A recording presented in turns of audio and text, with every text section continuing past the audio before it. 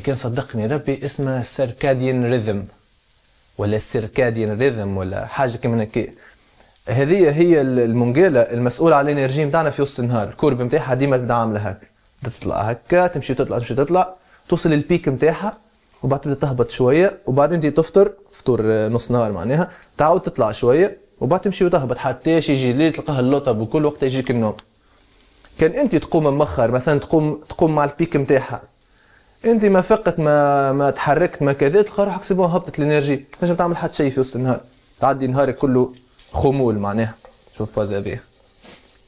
من الحاجات الاخرى اللي يميزوا انك تسكن وحدك هو الماكله. ماكله من اهم لي زاسبي نتاع الانسان يسكن وحده، على خاطر شفتوها كلي طق طق طق طق يا اشرف الفطور احضر عايز افطر، ربي فضلك يا امي على كل كلمه. اشرف ما العشاء احضر عايز اتعشى،